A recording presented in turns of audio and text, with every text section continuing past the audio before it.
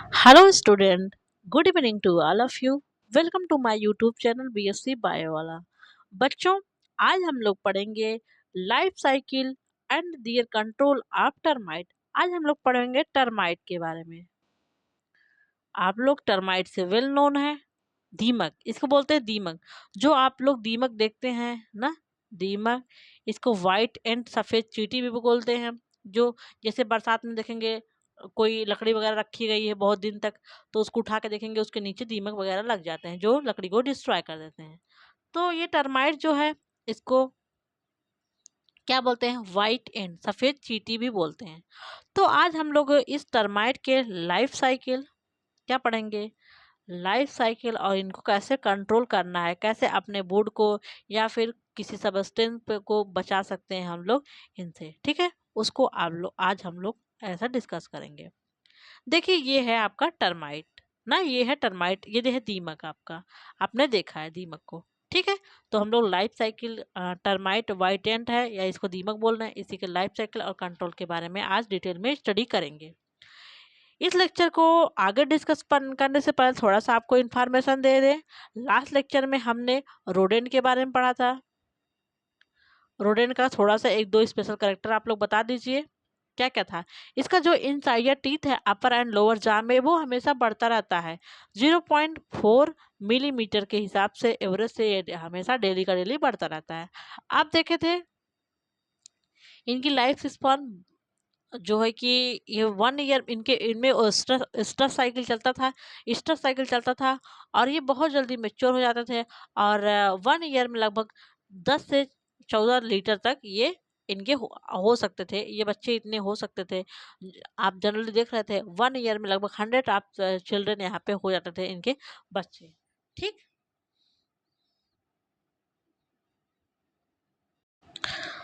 और आपने उसका लाइफ साइकिल देखा था। रोडेंट में हमने माउस और रैट दोनों का लाइफ साइकिल बताया था ना, माउस और रैट दोनों के लाइफ साइकिल के बारे में बताया था।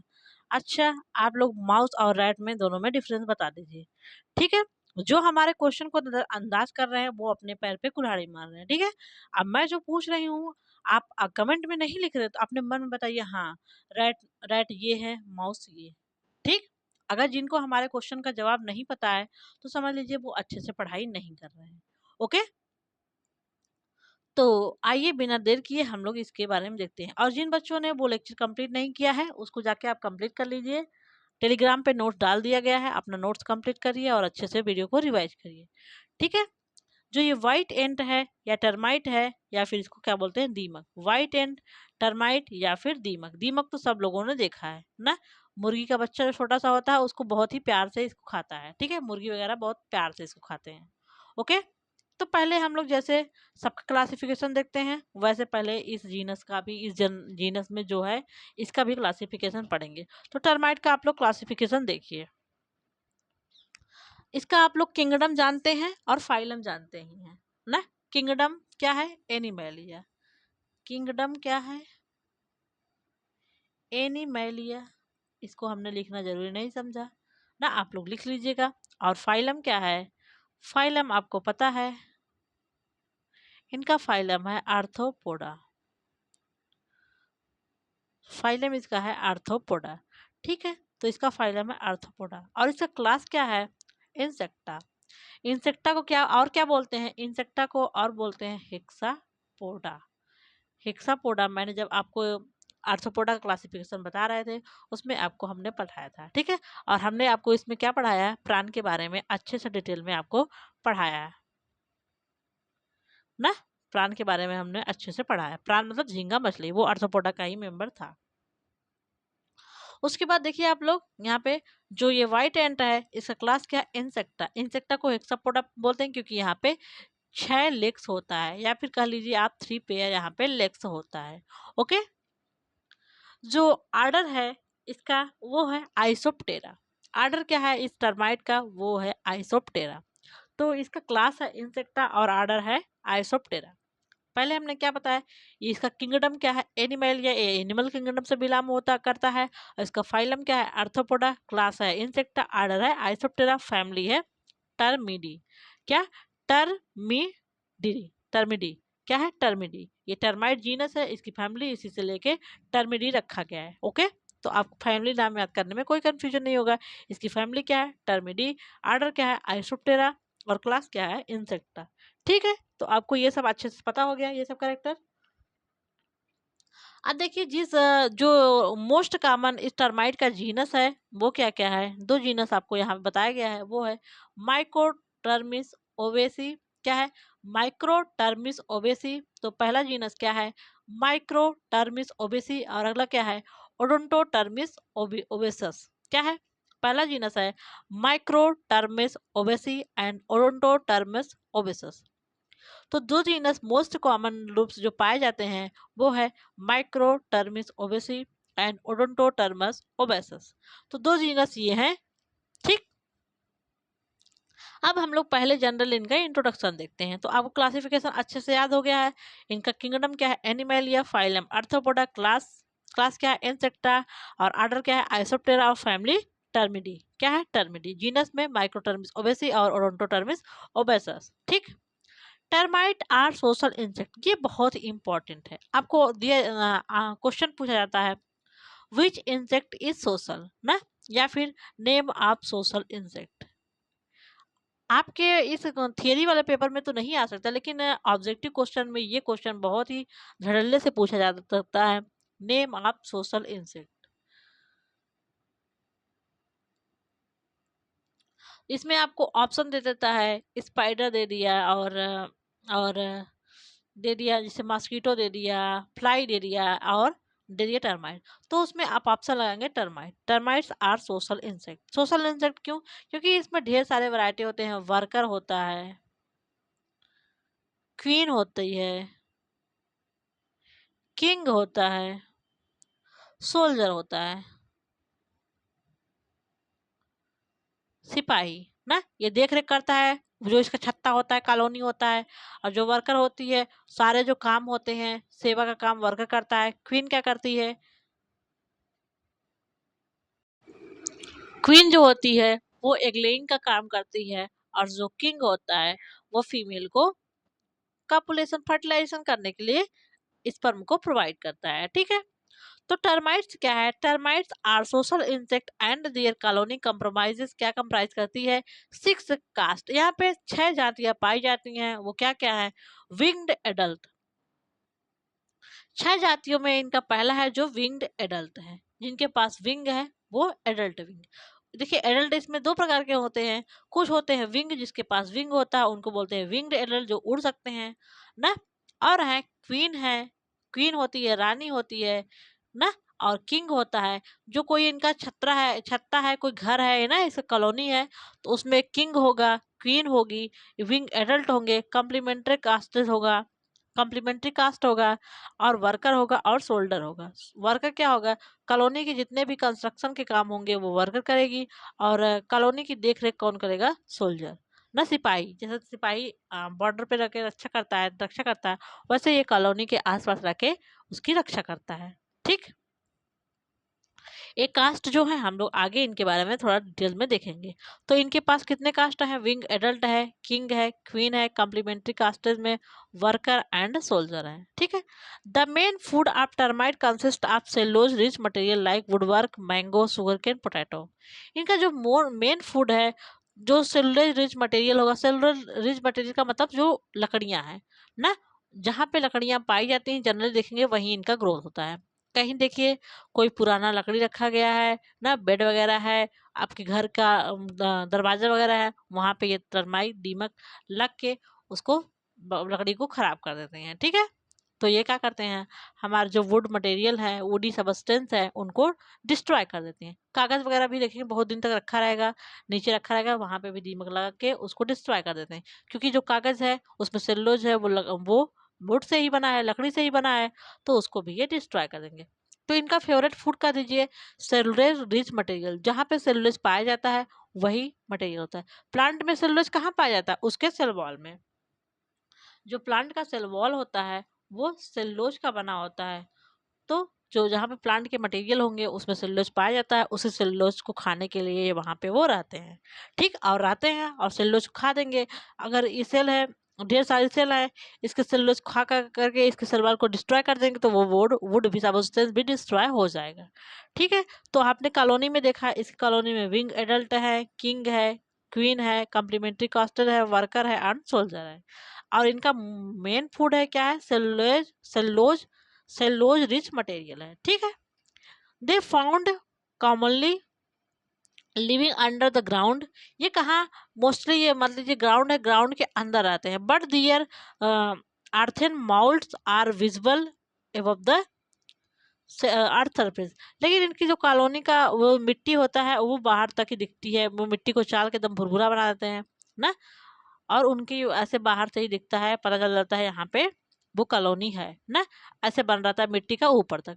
और आप अंदर कॉलोनी देखेंगे, इनकी अंदर कॉलोनी बहुत अंदर तक फैली हुई होती है, अर्थ के अंदर तक। ठीक है, तो they are found living under the ground but their earthen moult are visible above the earth surface. इनका अर्थन माउल्ट जो है कि अर्थ सरफेस के ऊपर विजिबल होता है। ठीक बच्चा, तो इतने में हमने तीन पॉइंट आपको बताया। इनकी कॉलोनी में ये, इनकी कॉलोनी में सोशल इंसेक्ट है ये ना, लेबर डिवीजन ऑफ लेबर इसमें पाया जाता है, ये भी एक पॉइंट ऐड कर लीजिए यहाँ पे। डिवीजन ऑफ लेबर मतलब काम का डिवाइडेशन होता है, वर्कर अलग काम करेगा, सोल्जर अलग काम करेगा, किंग अलग काम करेगा, और जो क्वीन है वो अलग काम करेगी। तो यहाँ इसी कॉलोनी में डिवीजन ऑफ लेबर पाया जाता है। और यहाँ कॉलोनी में कौन कौन से कास्ट हैं, विंग एडल्ट है, किंग है, क्वीन है, और ना कम्प्लीमेंट्री कास्टर है, वर्कर है और सोल्जर है। इनका मेन फूड क्या है, सेलुलोज रिच मटेरियल है ना, और ये कहाँ पाए जाते हैं, अर्थ के अंदर पाए जाते हैं। लेकिन इनका जो माउल्ट है, साँचा, कॉलोनी का जो साँचा है, वो कॉलोनी का साँचा बाहर तक फैला रहता दिखाई देता है। ठीक, ये आपको टर्माइट के बारे में दिखाया गया। टर्माइट देखिए, ये इंसेक्ट का मेंबर है, यहाँ पे 3 पेयर लेग है, इसका ये हेड है, थोरेक्स है और एब्डोमेन, एब्डोमेन वाला पार्ट है। ये देखिए इनका वर्कर है, और ये सोल्जर है, और ये मेल है, और ये क्वीन है। क्वीन देख रहे हैं सबसे बड़ी है। ठीक, ये इनकी कॉलोनी है। माइक्रोटर्मिस ओबेसी के कॉलोनी के बारे में आपको दिखाया गया है। अब इनका सोशल ऑर्गेनाइजेशन देख लीजिए। The colony of termites is well marked by division of labour, ये बहुत ही इंपॉर्टेंट पॉइंट है। And comprises of reproductive caste and sterile caste. यहाँ पे कुछ ऐसी कास्ट होती हैं जो रिप्रोडक्शन कर सकती हैं, और कुछ ऐसी कास्ट होती हैं जो रिप्रोडक्शन नहीं कर सकती हैं। ठीक है, तो यहाँ पे इनकी कॉलोनी में डिवीजन ऑफ लेबर अच्छे से पाया जाता है, पाया जाता है कि नहीं, क्योंकि यहाँ पे किंग है, किंग का काम फीमेल को कापुलेशन करना है, फीमेल कापुलेशन करना, ताकि फीमेल फर्टिलाइज एग को ले सके, ले सके दे ना। अब क्वीन है, और क्या है, उसके बाद सोल्जर है, और क्या है, वर्कर है, कम्प्लीमेंट्री कास्टर है और विंग एडल्ट है। तो इनका अलग अलग काम है। अब हम लोग इनकी रिप्रोडक्टिव कास्ट के बारे में यहाँ पे डिटेल में देखेंगे। तो इनकी कॉलोनी में डिवीजन ऑफ लेबर पाया जाता है। हर काम को करने के लिए अलग अलग कास्टें होती हैं। वर्कर का कुछ अलग काम है, सोल्जर का अलग काम है, किंग का अलग काम है, क्वीन का अलग काम है, जो इनके कम्प्लीमेंट्री कास्टर हैं उनके अलग काम है। ठीक है, तो देखिए इनके रिप्रोडक्टिव कास्ट, अब हम इनके रिप्रोडक्टिव कास्ट के बारे में देखेंगे। It compromises 4 types. जो इनका रिप्रोडक्टिव कास्ट है, जो रिप्रोडक्शन कर सकती है, उनमें 4 टाइप के ये होते हैं। पहला है आपका कॉलोनाइजिंग एजेंट, एडल्ट क्या है, कॉलोनाइजिंग एजेंट ना, colonising agent. They are produced in good number in many season, ये किसी भी सीजन में अच्छे नंबर में प्रोड्यूस होते हैं, ढेर सारा नंबर इनका होता है। And are winged male and female, ये विंग्ड होते हैं, इसमें मेल और फीमेल दोनों हो सकते हैं। तो इनकी संख्या किसी भी सीजन में अच्छी खासी होती है, और ये इनके पास विंग होता है, ये उड़ सकते हैं, और ये मेल और फीमेल दोनों टाइप के हो सकते हैं। Both male and female individual go on nuptial flight, जब एडल्ट हो जाएंगे तब ये भैया जाएंगे नुप्सियल फ्लाइट पे। किस पे जाएंगे, नुप्सियल फ्लाइट पे। नुप्सियल फ्लाइट क्या है पता है, फीमेल बहुत फास्ट रन करती है और मेल उसका पीछा करता है, ढेर सारे मेल उसका पीछा करेंगे। अब जो मेल बहुत फास्ट रनर होगा, बहुत स्ट्रांग होगा, अगर उस फीमेल को पा जाएगा, उसके साथ कापुलेशन करेगा और फर्टिलाइजेशन करे होगी, फीमेल के अंदर फर्टिलाइजेशन होगा। ठीक है, तो नुप्सियल फ्लाइट में क्या होता है, फीमेल बहुत तेजी से ऊपर आसमान में उड़ता है, और मेल क्या करता है, उसको पाने के लिए, चेस करने के लिए ढेर सारे मेल उसका पीछा करते हैं। जो मेल उसको पा जाएगा वही उसके साथ रिप्रोडक्शन करेगा। तो ये है नुप्सियल फ्लाइट। ठीक है। और अगर नुप्सियल फ्लाइट में कोई मेल जीतता है तो वो फीमेल से कॉपुलेशन करेगा and there in the sky, वही स्काई में कॉपुलेशन होगा एंड मेल आफ्टर फर्टिलाइजेशन में हैव न्यू कॉलोनी। अब क्या होगा, जो ये कम्प्लीमेंट्री कास्ट की फीमेल है, अगर इसका फर्टिलाइजेशन हो गया तो आने के बाद वो नई कॉलोनी बनाएगी। तो क्या हुआ, फीमेल आफ्टर फर्टिलाइजेशन में हैव न्यू कॉलोनी सेपरेटरी। जिस कॉलोनी से ये उड़ी है उस कॉलोनी में फर्टिलाइजेशन के पास वापस नहीं आएगी, क्योंकि वहाँ पे अलग क्वीन है ना, वो फर्टिलाइजेशन का वो वहाँ पे उसकी क्वीन है, तो वो क्वीन उसको अपनी कॉलोनी में नहीं रहने देगी। तो ये जब इसके पास फर्टिलाइजेशन इसका हो जाता है तब ये आके अपनी नई कॉलोनी बनाती है, नया छत्ता जाके ये बनाती है। ठीक है। अब देखिए क्वीन, तो इसका क्वीन क्या है, क्वीन मतलब रानी।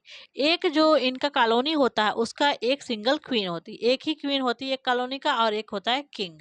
तो रानी है भैया, इनका राजसी भोजन होगा, राजसी देखभाल होगा। ठीक है। वर्कर इनकी सेवा में लगे रहते हैं, सिपाही इनकी रक्षा करते हैं रानी साहिबा की। ठीक है। तो क्वीन क्या है, जैसे क्वीन की सेवा रक्षा वगैरह होती है वैसे इसकी भी क्वीन की रक्षा होती है। अब देखते हैं जनरली एक राज्य में पहले राजा होता था, उसकी एक क्वीन थी ना, वैसे यहाँ पे एक ही क्वीन होती है। Queen is either developed from एवं मेंशन कॉलोनाइजिंग एडल्ट। जो आपको देखा था, आपने ऊपर देखा था जो कॉलोनाइज एडल्ट था, उस एडल्ट था वो, अगर एडल्ट मेल और फीमेल नुप्सियल फ्लाइट पे जाते हैं, अगर वहाँ फर्टिलाइजेशन होगा, फीमेल आके नई कॉलोनी बनाती है, तो उस कॉलोनी की वो क्वीन हो गई। तो क्वीन उस तरह से डेवलप्ड हो सकती है, या फिर फ्रॉम द विंगलेस एडल्ट, जो कॉम्प्लीमेंट्री कास्ट का विंगलेस एडल्ट है उससे क्वीन डेवलप्ड हो सकती है ना। तो क्वीन कैसे डेवलप होती है, queen is either developed from एवं मेंशन कॉलोनाइजिंग एडल्ट और or from the wingless individual complementary caste of colony. Queen या फिर जो कॉम्प्लीमेंट्री इनकी कास्टेस हैं वो जो कि विंगलिंग है, विंगलेस है, वहां से भी क्वीन डेवलप्ड हो सकती है। The function of queen is egg laying. Queen का बस एकमात्र फंक्शन है रिप्रोडक्शन करना और एग ले करना। मेल के साथ वो रिप्रोडक्शन करेगी और एग ले करती है। ठीक है। बस इसका मेन काम है एग लेइंग, और कोई काम इसके पास नहीं है। जितने सारे काम है उसको करने के लिए वर्कर हैं, सोल्जर हैं, कम्प्लीमेंट्री कास्टेड हैं और क्वीन है। मेन काम तो वर्कर करता है और सिपाही जो सोल्जर है वो रक्षा करता है। तो देखिए फीमेल जो क्वीन है, रानी है, रानी साहिबा का बस काम है एग लेइंग करना, विच ले 70,000 to 80,000 एग इन 24 आवर। ये लगभग 24 घंटे में 70,000 से 80,000 एग ले कर सकती है। तो बहुत ज्यादा है ना, 80,000 एग ले लगभग 24 आवर में ये एग ले कर सकती है फीमेल ना। The life span of a queen is recorded to be 5 to 10 year. जो एक क्वीन होती है उसकी छत्ते में लाइफ स्पान लगभग 5 से 10 साल तो हो सकता है। ठीक है। The queen lives in royal chamber. रानी के रहने के लिए एक रॉयल चैम्बर होता है, राजसी घर होता है। जैसे राज्य में राजा के रहने के लिए एक राजसी उनका भवन होता है ना, वैसे रानी के रहने के लिए राजसी भवन होगा, वहाँ ढेर सारा सुख होगा। इनको फैन फैन डुलाने के लिए वर्कर होंगे, इनकी सेवा के लिए वर्कर होंगे ना। तो ये रानी की साहिबा कहाँ रहती है, रॉयल चैम्बर में रहती हैं, और इनको खाने के लिए रॉयल जेली दिया जाता है, राजसी भोजन भी इनको खाने के लिए दिया जाता है। तो क्या है, queen lives in royal chamber of the nest and feed on royal jelly. देखिए रानी के लिए सब स्पेशल व्यवस्था है, ये रॉयल जेली खाती हैं, रॉयल चैम्बर में रहती हैं, बस इनका काम है रिप्रोडक्शन करना ना। और वर्कर क्या होता है, वो स्ट्राइल कास्ट होता है, दिन भर काम करता रहता है, वो रिप्रोडक्शन नहीं करता है। ठीक है। अब देखिए आगे आप लोग, तो आपको क्वीन के बारे में अच्छे समझ में आ गया। एक जो कॉलोनी होगी उसमें सिंगल क्वीन होगी ना। क्वीन लगभग 70 से 80 हजार एक 24 घंटे में ले करती है, और इनकी लाइफ स्पान लगभग 5 से 10 साल होता है। ये रॉयल चैम्बर में रहती हैं और रॉयल जेली खाती हैं। अब देखिए king, king is the father of colony. जैसे मदर ऑफ कॉलोनी क्या था, क्वीन थी, वैसे किंग है फादर ऑफ कॉलोनी। एक कॉलोनी में एक ही किंग होगा। Living with queen in royal chamber, तो रानी के साथ रॉयल चैम्बर में ये किंग भी रहता है। ठीक है। It develops from an unfertilised egg by feeding on nutritive diet ना। जो किंग होता है वो अनफर्टिलाइज एग से डेवलप होता है। जैसे क्वीन एग ले करेगी, उसमें से कुछ एग होते हैं जो फर्टिलाइज हो जाते हैं, कुछ एग होते हैं जो नॉन फर्टिलाइज होता है। जो ये नॉन फर्टिलाइज एग होता है उसी से किंग डेवलप्ड होता है ना। तो किंग क्या है, एन है, क्योंकि इस एग का फर्टिलाइजेशन नहीं होता है। जो क्वीन है या फिर सोल्जर है या वर्कर है, ये 2n होती हैं, क्योंकि इनका ये फर्टिलाइज एग से डेवलप्ड होती हैं। ठीक है, तो किंग क्या है, अनफर्टिलाइज एग से डेवलप्ड होता है, और इनका जो प्लॉइडी होती है वो होता है एन। क्या होता है, एन। आप एक क्वेश्चन आपसे पूछा जाता है, नेचुरल पार्थोजेंसिस कहाँ, पार्थेनोजेंसिस कहाँ पाया जाता है, तो आप इसके किंग में लगा सकते हैं। ठीक है, ऐसे ही हनी बी में भी पाया जाता है, उसका भी किंग अप्लाइड होता है, यन होता है, क्योंकि वो अनफर्टिलाइज एग से डेवलप्ड होता है। ठीक, तो किंग का है, फादर ऑफ कॉलोनी है, ये क्वीन के साथ रॉयल चैम्बर में रहता है, और ये भी रॉयल जेली रायसी भोजन खाता है। It developed from unfertilised egg by feeding on nutritive, इनको न्यूट्रिटिव डाइट प्रोवाइड किया जाता है, जैसे royal jelly. It fertilise queen, ये क्वीन का फर्टिलाइजेशन करता है। Life of king is shorter than the queen, जो क्वीन की लाइफ, किंग का लाइफ साइकिल होता है वो क्वीन की अपेक्षा में कम होता है। So the king is replaced by a new one, अगर किंग की मृत्यु हो जाती है तो नया किंग आके उस रॉयल चैम्बर में फीमेल के साथ रहता है। ठीक है, क्वीन के साथ रहेगा, तो किंग की लाइफ साइकिल फीमेल क्वीन की अपेक्षा में बहुत कम होता है ना। और अगर किंग की किसी भी तरीके से मृत्यु हो जाती है तो नया किंग आके इसके साथ रहता है, उसको रिप्रोडक्शन करता है ना। कम्प्लीमेंट्री कास्टेड, अब देखेंगे हम लोग कम्प्लीमेंट्री कास्टेड में, there are comprises both sexes, मतलब बोथ सेक्स मतलब मेल और फीमेल, में फंक्शन एज, इनका फंक्शन क्या है, एज किंग और queen in emergency after feeding on social diet to activate their reproductive function. ये जनरली तो स्टेराइल होती हैं, रिप्रोडक्शन नहीं करते हैं, लेकिन मान लीजिए किसी कॉलोनी का किंग ना, किंग की डेथ हो गई या क्वीन की डेथ हो गई, तो इसी कम्प्लीमेंट्री कास्ट में से किसी को किंग या क्वीन बना दिया जाता है। किंग और क्वीन बनने के लिए इनको रॉयल जेली खिलाया जाता है ना। रॉयल जेली खिलाया जाएगा तो जो रिप्रोडक्शन नहीं कर पाती हैं वो रॉयल जेली खाने से ये रिप्रोडक्शन करने लगती हैं। ठीक है, तो जो ये कम्प्लीमेंट्री कास्टेस हैं वो मेल और फीमेल दोनों होती हैं। ये किंग और क्वीन में इमरजेंसी कंडीशन में डेवलप्ड हो जाती हैं। इमरजेंसी कंडीशन में जब मान लीजिए किंग उसकी डेथ हो गई या फिर क्वीन की डेथ हो गई, तो कम्प्लीमेंट्री कास्ट में इनको रॉयल जेली खिला के किंग और रॉयल जेली खिला के इनको किंग या क्वीन में डेवलप कराया जाता है। ठीक है, according to need of colony this is govern by worker, worker इनकी सेवा करते हैं, मतलब इनको रॉयल जेली खिलाते हैं ताकि ये किंग या क्वीन में डेवलप्ड हो सकें। ठीक है, अगला देखेंगे हम लोग स्टेराइल कास्ट, इनका जो सोल्जर और वर्कर हैं ये दोनों स्टेराइल कास्ट हैं, ये रिप्रोडक्शन नहीं कर सकते हैं। ठीक है, तो स्टेराइल कास्ट में देखिए आप worker, the workers are developed from fertilised egg, worker fertilise egg से भी डेवलप्ड होते हैं, लेकिन ये रिप्रोडक्शन करने योग्य नहीं होते हैं। They are provided with well developed mandible to feed on body substance, इनके पास वेल डेवलप्ड मैंडिबल होता है ताकि ये बॉडी सबस्टेंस को फीड कर सकें, डिस्ट्रॉय कर सकें, और उससे भोजन ये बनाते हैं। Okay, all the duties of the complicated colony except reproduction and defense are performed by worker, जो कॉलोनी के सारे काम वर्कर करते हैं, बस दो काम को छोड़ के, रिप्रोडक्शन और डिफेंस। डिफेंस का काम सोल्जर करता है और रिप्रोडक्शन का काम किंग और क्वीन करते हैं।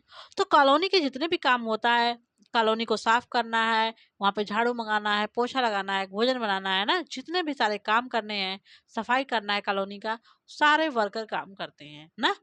बस सोल्जर है वो छत्ते की देखभाल करता है, जो इनकी कॉलोनी है उसका देखभाल करता है, और जो किंग और क्वीन है वो क्या करते हैं, वो करते हैं भैया रिप्रोडक्शन। तो वर्कर रिप्रोडक्शन और डिफेंस के अलावा सारे के सारे काम करते हैं। सोल्जर ये भी अनफर्टिलाइज एग से डेवलप्ड हुए हैं। वर्कर फर्टिलाइज एग से डेवलप्ड होता है, लेकिन सोल्जर क्या है, अनफर्टिलाइज एग से डेवलप्ड होता है, किंग की तरह। They are developed from unfertilised egg and characterized by big headed head and highly chitinized sickle shaped mandible, इनका हेड बड़ा होता है और मंडिबल सिकल शेप्ड होता है, हाशिया के कार का होता है। सिकल मतलब होता है हाशिया। ठीक है, ये है सोल्जर, देख रहे हैं इसका मंडिबल बड़ा होगा, और जो इनका हेड देखिए, इन सब की अपेक्षा इसका हेड बड़ा है कि नहीं, सोल्जर का देखिए, सिपाही का हेड बड़ा होगा और इनका जो मंडिबल होगा वो हाशिया के कार का होगा, हाशिया की तरह होगा। ठीक। अब देखिए इनका डैमेज, ये किस चीज को डैमेज करती हैं। टर्माइट का heavy damage to wood work, लकड़ी को डैमेज करता है। Fancy Termite causes heavy damage to woodwork, fancy wooden poles within soil, and a number of household good ना। तो ये जो घर में या बाहर जो भी वुडी सबस्टेंस है, चाहे लकड़ी हो, चाहे आपका बेड हो, चाहे कोई पेड़ हो, जो भी वुडी सबस्टेंस पाया जाएगा उसको ये डिस्ट्रॉय कर देते हैं। ठीक है। तो mango, apple, coconut, sugar cane, cotton, potato, wheat, tea and coffee crops are damage by this insect. ये इंसेक्ट जो हमारी क्रॉप्स हैं ना, ओडिशा ओडी है ना ये भी, उसमें देखिए जो मैंगो है, एप्पल है, कोकोनट है, सुगर केन है, कॉटन है, पोटैटो है, व्हीट है, टी है, कॉफी प्लांट, इन सब के प्लांट के नीचे ये टर्माइट लग के उनको डिस्ट्रॉय कर देते हैं, उनको सूखा बना देते हैं। ठीक है। तो देखिए इनका डैमेज क्या है। ओडी सबस्टेंस में fancy wooden poles within soil and number of household good, जो घर में यूज वाले सब लकड़ी के सबस्टेंस है उनको डिस्ट्रॉय करते हैं।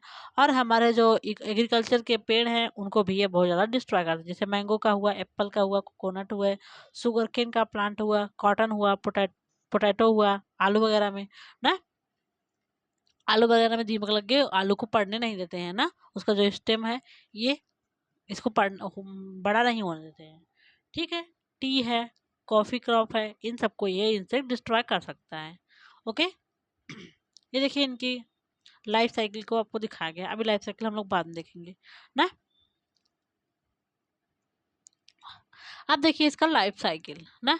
The colonizing adult swarm copulate in air, जब ये नुप्सियल फ्लाइट पे जाता है ना, मेल और फीमेल, तो जो मेल फीमेल को पा लेता है ना, क्योंकि फीमेल बहुत फास्ट रन करती है, और जो मेल उसको पाता है वही उसके साथ कापुलेशन, एयर में ही कापुलेशन करता है। और कापुलेशन करने के बाद come down on the earth surface for egg laying. और अब ये कापुलेशन करने के बाद नीचे अर्थ सरफेस पे आते एग लेइंग करने के लिए ना। आने के बाद ये अपनी नई कॉलोनी बनाएंगे, मेल और फीमेल मिलके नई कॉलोनी बनाएगा और फीमेल उसमें अपना एग ले करती है। The queen is firstly lays few eggs and perform all duties of the new stabilising colony. पहले क्या करती है क्वीन, थोड़े से अंडे देगी, उस जो एडल्ट बनेंगे उनको बनने के लिए सारी ड्यूटी है कॉलोनी को बनाना वगैरह वो सब क्वीन ही करती है ना। After 7 days of incubation are hatched into larvae with form different casted. 7 दिन के बाद, एक ले करने के 7 दिन के बाद एक हैज हो जाता है, उससे डिफरेंट कॉलोनी बनती है, जैसे वर्कर बन जाएगा ना। And shoulder surrounding the condition with in the 6 month। ये लगभग 6 month में सारी कॉलोनी इनकी डेवलप्ड हो जाती है। The reproductive capacity of the queen is very high, जो क्वीन की रिप्रोडक्टिव कैपेसिटी बहुत ज़्यादा है। आपने देखा था 24 घंटे में लगभग 70 से 80 हज़ार एग ले कर सकती हैं ना। स्टार्टिंग में ये कुछ ही अंडे देंगी ताकि वो डेवलप्ड होके इन कॉलोनी को बनाने में मदद करें। ठीक है। जब इनकी कॉलोनी अच्छे से बन जाएगी तो भैया ये प्रॉपर रिप्रोडक्शन करके अपना एग ले करती हैं। The and she can reproduce million of egg in the her life cycle. वो अपनी लाइफ साइकिल मतलब मिलियंस ऑफ एग को प्रोड्यूस कर सकती है क्वीन। ठीक है। The queen now start to live in the royal chamber. जब क्वीन एग ले करना स्टार्ट करती है तो वो अब रॉयल चैम्बर में रहने लगती है और वर्कर वगैरह उसकी सेवा करते हैं। ठीक। इसकी लाइफ साइकिल देखिए आपको दिखाया गया है। यहाँ से देखिए किंग और क्वीन है, किंग और क्वीन है। किंग इसके साथ कॉपुलेशन किया और फीमेल क्या कर रही है, एग ले कर रही है। फीमेल एग लेग में फर्टिलाइज एग भी होता है, अनफर्टिलाइज एग भी होता है। एग में डेवलपमेंट होके ये निम्फ बनेगा। निम्फ से देखिए वर्कर भी बन सकते हैं डेवलप्ड होकर के, सोल्जर भी बन सकता है, और कम्प्लीमेंट्री कास्ट या फिर विंग्ड कास्ट भी बन जाएगा ना। ये रिप्रोडक्टिव कास्ट है। अब ये विंग को अटेंड कर लेंगे, जो रिप्रोडक्टिव कास्ट होगा विंग अटेंड करेंगे और ये नुप्सियल फ्लाइट में जाएंगे। नुप्सियल फ्लाइट में जाके रिप्रोडक्शन वगैरह ये भी करेंगे। जब ये एडल्ट हो जाएंगे तब भी ये किंग और क्वीन में कन्वर्ट हो जाएंगे। ठीक है। नुप्सियल फ्लाइट किया मेल और फीमेल, वहां पे हो गया कॉपुलेशन फीमेल का, और ये साथ आके नया कॉलोनी बनाना शुरू कर देंगे। ठीक है। तो ऐसे इनकी लाइफ साइकिल कंप्लीट हो जाती है। देखिए एडल्ट किंग और क्वीन है, फीमेल एग ले कर रही है और एक से निम्फ बन रहा है, निम्फ निम्फ आगे डेवलप करके वर्कर बना सकता है, सोल्जर बना सकता है और रिप्रोडक्टिव कास्ट बना सकता है। और रिप्रोडक्टिव कास्ट करेगा, रिप्रोडक्शन करेगा, क्योंकि ये लोग रिप्रोडक्शन नहीं करते हैं। ये रिप्रोडक्शन करके फिर से नई साइकिल को चलाएंगे। ठीक है, ये आपके हो गया टर्माइट का लाइफ साइकिल। लाइफ साइकिल इसका बहुत ही ईजी है, तो आपको कोई भी प्रॉब्लम नहीं होगी। अब नेक्स्ट देखिए इनका प्रिवेंशन एंड कंट्रोल। अब हम देखते हैं इसमें हम लोग टर्माइट को कैसे कंट्रोल कर सकते हैं। ठीक है, अब तक हमने इनका लाइफ साइकिल, इंट्रोडक्शन वगैरह और इसके कास्ट के बारे में अच्छे से पढ़ लिया है। अब देखिए इनको कंट्रोल कैसे करना है। अगर हमको इनको कंट्रोल करना है ना, उसको कैसे कंट्रोल करेंगे। प्रिवेंशन एंड कंट्रोल हेडिंग डालिए आप लोग।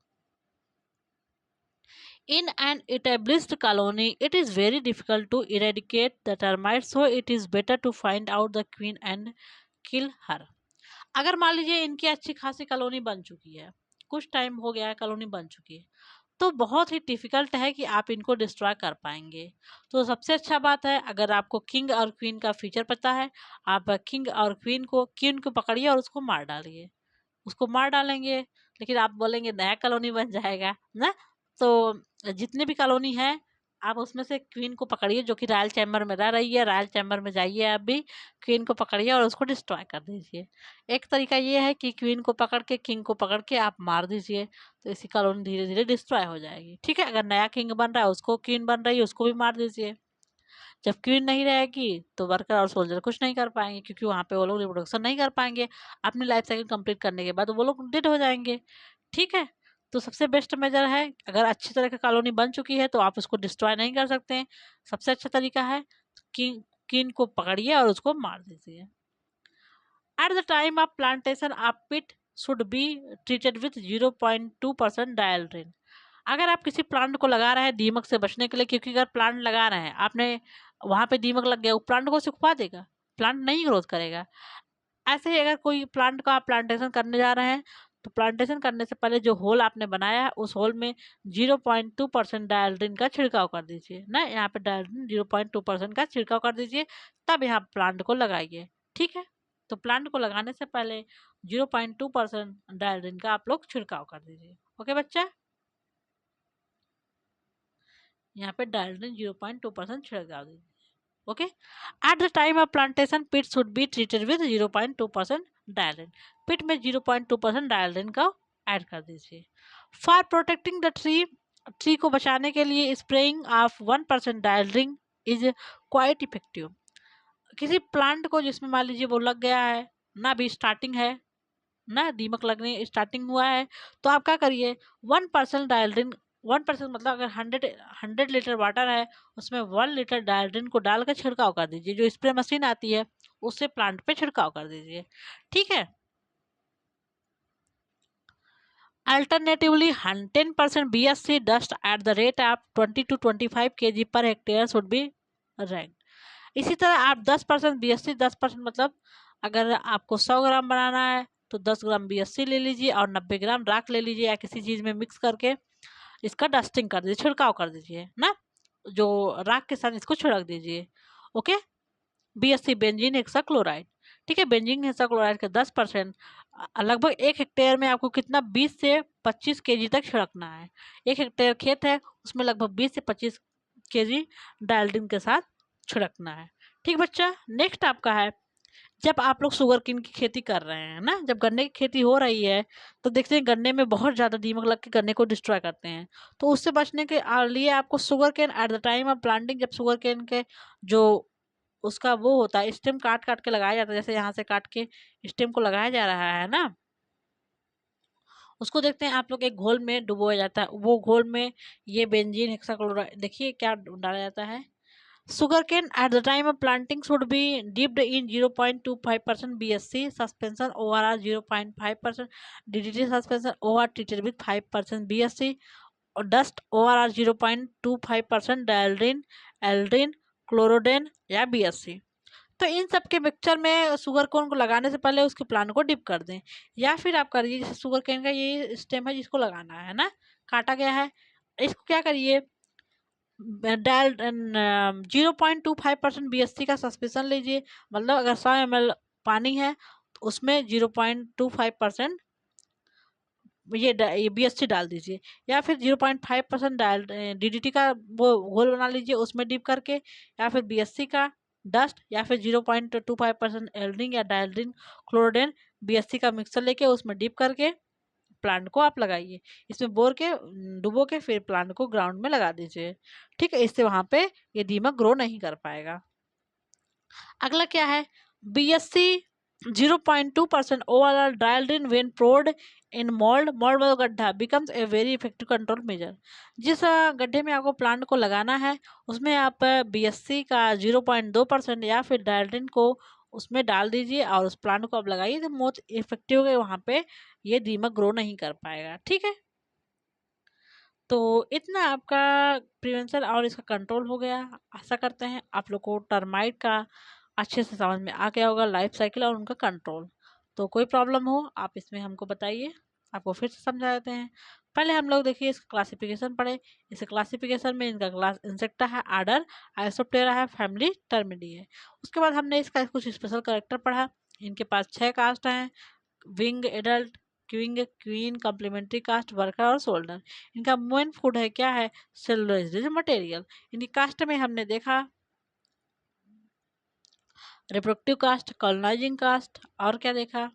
उसके बाद आप लोगों ने देखा किंग के बारे में देखा, क्वीन के बारे में देखा, कम्प्लीमेंट्री कास्ट, वर्कर के बारे में देखा और सोल्जर के बारे में देखा। फिर आपने इसका देखा ये किस चीज़ को डैमेज करता है ना।